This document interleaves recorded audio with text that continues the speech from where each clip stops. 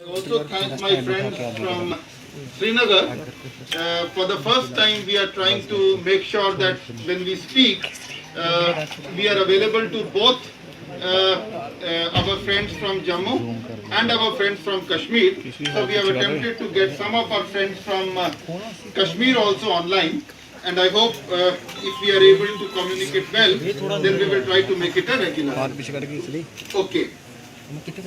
So I welcome you all, and as you are aware, on my right is my dear colleague Shri Pavan Kotwal, who is Financial Commissioner Revenue as well as Principal Secretary Revenue, and on my left, of course, as you are aware, is Mr. Sanjeev Verma, who is Divisional Commissioner of Job. As you are aware,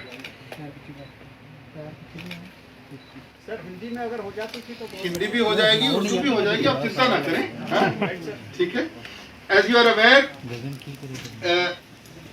wide the Union Territory of Jammu and Kashmir reorganization, adaptation of state laws, the 5th Order 2020, a number of changes have been made in existing laws, particularly laws related to land management. May I request all colleagues to settle down. People on the left also kindly settle down. बैठ जाइए, हाँ? It will be comfortable for all of us. You are also aware that a number of old laws, at least 11 laws, have been repealed, and at least 4 major laws have been modified. This modification, repeal, and changes has led to a variety of reactions across the spectrum.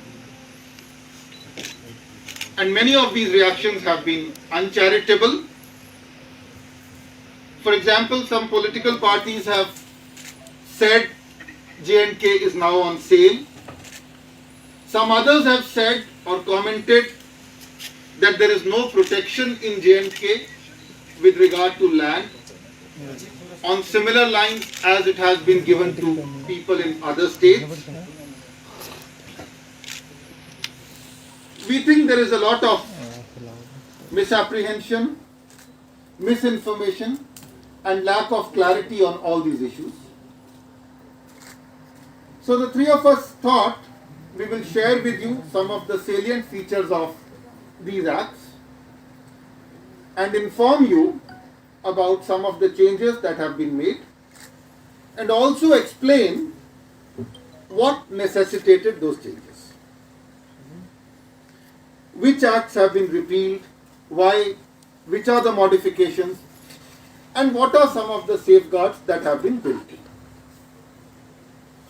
I think the first point that we need to understand that the entire gamut of land laws which was existing in Jammu and Kashmir was probably a product of its time, maybe appropriate to the time when it was introduced, but it was essentially meant to serve an old agrarian rural economy.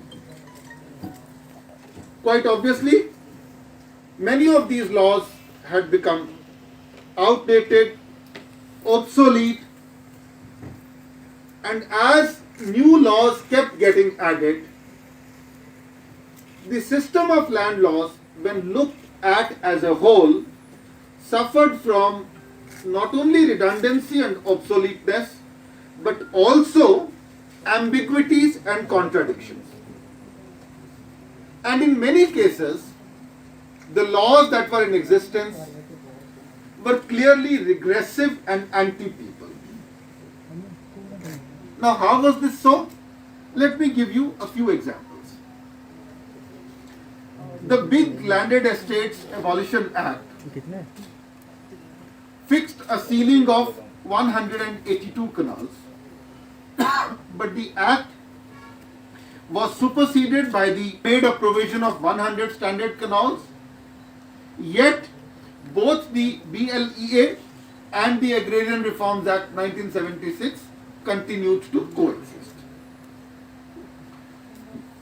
The Agrarian Reforms Act of 1976 is, as we speak, 44 years old, we are in 2020 now. Yet, this act prohibited the selling of any land that was available to the tiller. So as a result, even after a generation had passed and even after 44 years, this land could not be sold or transacted. What was the consequence? You had a large number of so-called Benami transactions and restrictions for the next generation to transact this land, which was otherwise legitimately made available to the tiller. Another example, the Agrarian Reforms Act of 1976 had ended tenancy, but the Tenancy Stay on Ejectment Proceedings Law 1966 still continues to be in force. There are still more interesting examples. We had a very good law, the Prohibition of Conversion of Land and Alienation of Orchards Act 1975. Now, quite correctly, this law prohibited the alienation of orchard land, which was a laudable objective. But surprisingly, it also restricted the creation of new orchards, and to create a new orchard, the permission of the government was required. Similarly, the Right of Prior Purchase Act placed severe on an owner's right to dispose of his own property, so much so that neighbors and others had a so-called right of first refusal, both in urban and rural properties, restricting the rights of an owner to dispose of his own properties. I can go on and on and on about some of the ambiguities, contradictions, difficulties in the old laws. I mean, just to give one or two more examples. There were different definitions of family across acts and laws. Provisions for conversion and alienation of laws were different across laws. So, at the end of all this, we had a gamut of land laws which was sometimes inconsistent, sometimes ambiguous, sometimes contradictory, and at other times clearly opposed to the interests of the public at large. So there was a need to, if I may say so, straighten up, clean up the system and provide a set of land laws which was simpler, which would prevent unnecessary litigation and which would prevent discretionary interpretation of these laws. And as we know, any discretionary interpretation of laws leaves aside scope for vested interests to operate. So this is the background which I thought I will clarify to you. So what has been done now? As I have said, 11 laws have been repealed. And which are the laws which have been repealed? Again, I will give you a couple of examples. So laws which were either redundant or obsolete, or as I said, people unfriendly, they have been repealed. Good example, Tenancy Stay of Ejectment Proceedings has been repealed. Now there was a law called the Jammu and Kashmir Utilization of Lands Act, which empowered the state to take over any land which had not been cultivated for 2 years. This has been repealed. There was the J&K Floodplain Zones Regulation and Development Act 2005. Now why has this been repealed? This has been repealed because all the provisions of this law are already available in the Water Resources Regulation and Management Act 2010. I spoke to you about the problems with Right of Prior Purchase Act. This has been repealed. Similarly, Tenancy Stay of Ejectment has been repealed. Consolidation of Holdings Act 1962, Land Improvement Scheme 1972, Prevention of Fragmentation of Agricultural Holdings Act 1960, Common Land, that many of these laws had interesting and people-friendly provisions, and each of these provisions we have taken care to ensure that these are saved in the new acts or the new codes which have come about. For example, Section 20B of the Big Landed Estates Abolition Act has now been saved as 133B of the Land Revenue Code.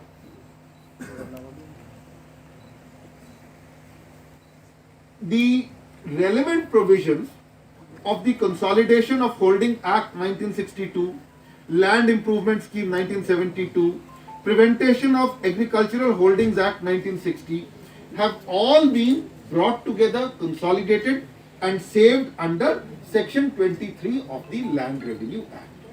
In fact, the focus has been to work towards a land revenue code which is consistent, which is clear, which is unambiguous.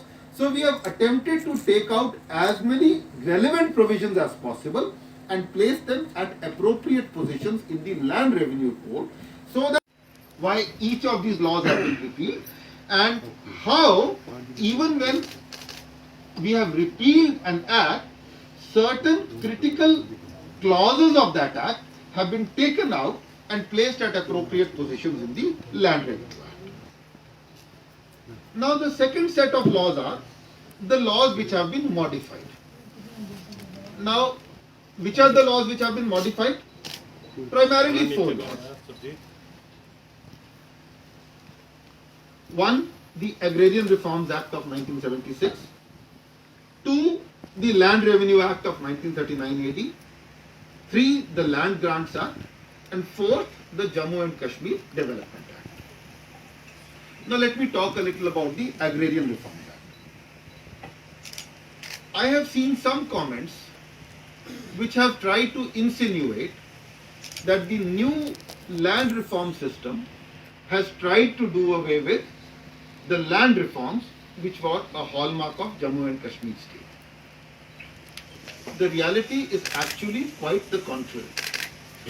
As I said, the Big Landed Estates Act had in any case been superseded by the Agrarian Reforms Act.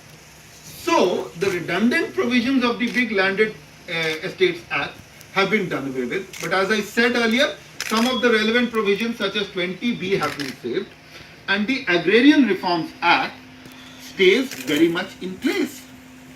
In fact, if anything, the provisions of the Agrarian Reforms Act have been tweaked to remove some of the people unfriendly provisions.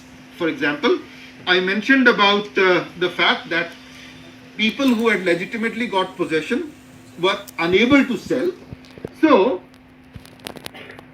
the amendments in the Act permits sale by the tillers after 15 years of ownership. Certain provisions in the old Act allowed erstwhile owners to continue to file resumption applications. That provision has again been done away with by providing a sunset clause and therefore disallowing new resumption applications by landlords. There is a time-bound disposal provided for all pending and residual matters. So as I said, if anything, by permitting sale of land by the tillers, by disallowing resumption applications, and by providing for time-bound disposal, we have ensured that the law has become more progressive, more people-friendly and cleaner. Now what about the Land Revenue Act?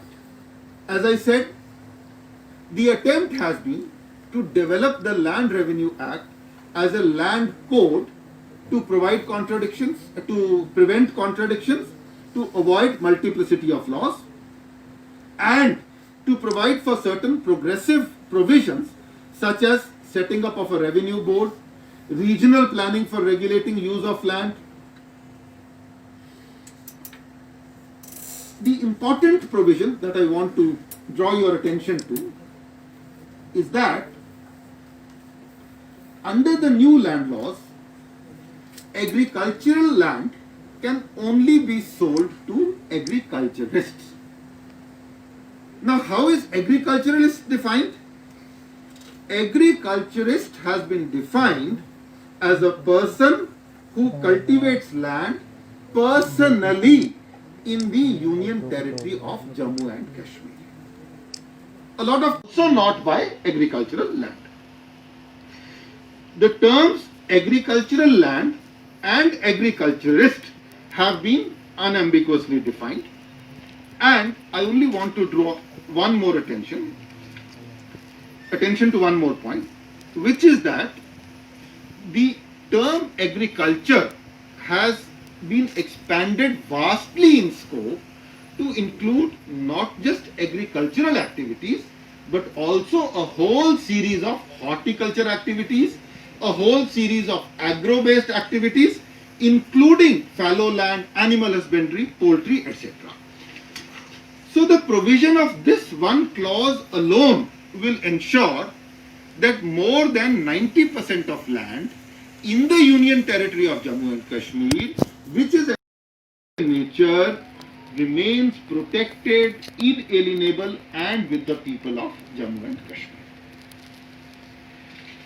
I mentioned to you about the other progressive provisions, the Board of Revenue, for example, which is a multi-member body now, and which has been given various powers to regulate, powers to manage, powers to draw up development plans, etc., etc.